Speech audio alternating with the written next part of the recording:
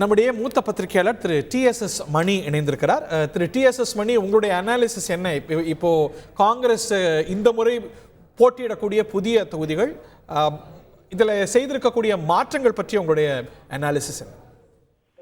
இல்லை, அதாவது ஏற்கனவே காங்கிரஸ் கட்சியில தங்களுடைய வெற்றி பெற்ற எம்பிக்கள் அவங்களுடைய பெர்ஃபார்மன்ஸ், அவங்களுடைய செயல்பாடுகளை பார்க்க வேண்டும் என்ற கோரிக்கை தமிழ்நாட்டில் இருந்து எழுந்தது. அகில இந்திய ரீதியில் அதுக்கு உடன்பாடு இருந்தது, ஒப்புதல் கொடுத்தார்கள் ராகுல் காந்தி உட்பட.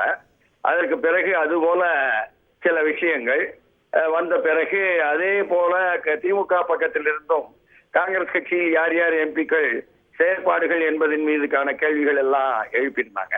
அது பற்றி இப்பொழுது உள்ள இந்த 9 தொகுதிகள் முடிவெடுத்ததுல அவர்கள் திருச்சியை விடுத்திருக்காங்க, தேனியை விடுத்திருக்காங்க. ஆரியை பொறுத்தவரை காங்கிரஸ் கட்சி தலைமை மாநிலத்தில் விட்டுக் கொடுப்பதாக இல்லாமல் தான் இருந்தது. விஷ்ணு பிரசாத் ஏற்கனவே உள்ளவருக்கு கொடுக்குவது என்பதாக. ஆனால் திமுக அதில் ரொம்ப உறுதியா இருந்தாங்க, தாங்கள் எடுத்து வெற்றி பெறணும் என்பதனால. அதனால ஆரணியை விட்டு கொடுத்தாங்க. அதற்கு பிறகு கரூர் மக்களவை உறுப்பினர் விஷயமாகவும் இதே போல சர்ச்சைகள் விவாதம் வந்தது. மேலிருந்து உள்ள தலையீடு என்று டெல்லியினுடைய தலையீடு என்பது காங்கிரஸ் கட்சியினுடைய தலையீடு திமுகவும் கூட இந்த முறை செல்வாக்கு செலுத்தியது என்றுனே சொல்லலாம். அதுலதான் உங்களுக்கு விருதுநகர் மீண்டும் மாணிக் தாக்கூர் நிற்கிறார், அவருக்கு சரி. கரூரில் அதே போல ஜோதிமணி வந்து விடுவாரா என்ற கேள்வி இன்னும் நிற்கிறது. ஆனால் கரூர் கொடுக்கப்படுகிறது என்ற உறுதி கிடைச்சிருச்சு. இப்போ கிருஷ்ணகிரியில மீண்டும் டாக்டர் செல்லக்குமார் இல்லை என்பதை மீண்டும் அவர் பெற்றுவிட்டார் என்பது வந்திருக்கு.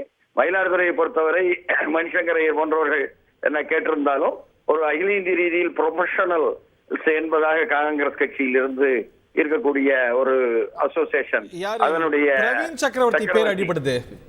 சக்கரவர்த்தி பேர் தான் சொல்றாங்க. அவரு ராஜாஜியோடைய டிஸ்டன்ட் ரிலேட்டிவ், அவருடைய கொள்ளு பேரனோ எள்ளு பேரனோ சொல்றாங்க.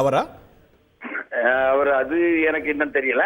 ஆனால் அகில இந்திய ரீதியில ஒரு ப்ரொஃபஷனல்ஸ் சங்கம் ஒன்று வச்சிருக்கு காங்கிரஸ் என்பது இப்போதுதான் நமக்கு தெரியுது.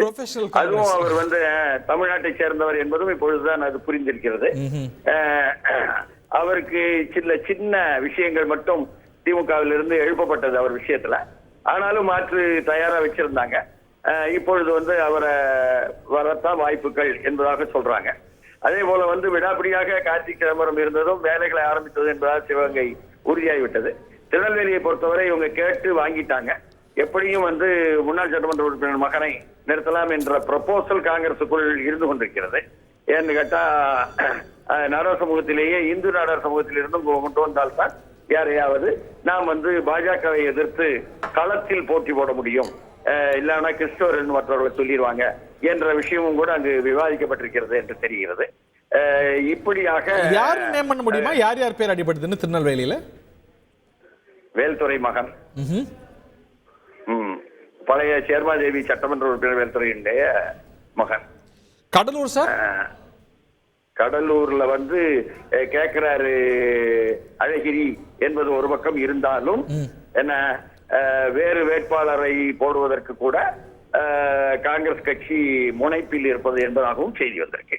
2009 ஏற்கனவே அவர் எங்க எம்பியா இருந்திருக்கிறாரு. இப்ப வேற யாருக்கு வாய்ப்பு இருக்குன்னு சொல்றாங்க. அதான் வேறுதான் போடுறாங்க, தயார் பண்ணுவதாகவும் செய்தி வந்திருக்கு. இப்ப மற்ற தொகுதிகள் அவங்க ரீடைன் பண்ண தொகுதிகள் எல்லாம் வேட்பாளர் மாற்றம் இருக்காதா? அப்படியே எம்பிஸ் ரீடைன் பண்ணுவாங்க. மாணிக் தாக்கூர் மேலிடத்து செல்வாக்குள்ளவர் என்பதாலும், கரூரில் ஜோதிமணி மேலிடத்து தொடர்பு என்பதும், அதே போல கிருஷ்ணகிரியில் டாக்டர் செல்லக்குமார் மேலிடத்தில் இருந்து செல்வாக்கு என்பதும் கூட அதில் தீர்மானிக்கப்பட்டதா சொல்றாங்க. கிருஷ்ணசாமி எம்பி மகன் இவர் ஆரணியில விஷ்ணு பிரசாத் கிடைக்காதது என்பதுதான் அங்கே ஒரு பிரச்சனையா பார்க்க வேண்டியிருக்கு காங்கிரஸ் கட்சிக்குள்ள.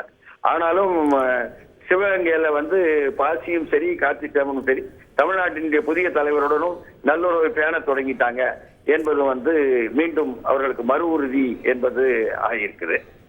இப்படி சூழலில் தான் வந்திருக்கக்கூடிய செய்திகள்.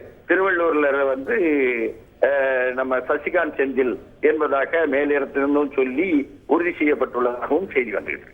சசிகாந்த் செந்தில் என்பவர் ஒரு முன்னாள் IAS அதிகாரி. இந்த கர்நாடக தேர்தல் எல்லாம் ரொம்ப முக்கியமான பங்காற்றியவராக, ஈரோட்டு கர்நாடகா காடர்ல IASல இருந்தார் இல்லையா? ஆமா, அங்கிருந்து தான் அவர் வந்து திருமணம் செய்தது கூட தமிழ்நாட்டை சேர்ந்த திருவையாறு தான். பிரபலமான ஒருவருடைய தங்கச்சி திருமணம் செய்திருக்காரு. இப்படியாக காங்கிரஸ் வந்து திருவள்ளூர்ல வேட்பாளர் மாற்றம் இருக்கலாம்னு கருதலாம். அதான் திருவள்ளூர் தான் சசிகாந்த். அப்போ அங்கும் வேட்பாளர் மாற்றம், ஜெயக்குமார் இல்ல. சோ மற்ற இடங்கள்ல சிவகங்கையில கார்த்தி சிதம்பரத்துக்கு மீண்டும் வாய்ப்பு ஆரம்பித்தாரு. கரூர்ல செல்வி ஜோதிமணிக்கு மீண்டும் வாய்ப்பு அப்படின்னு பார்க்கலாமா?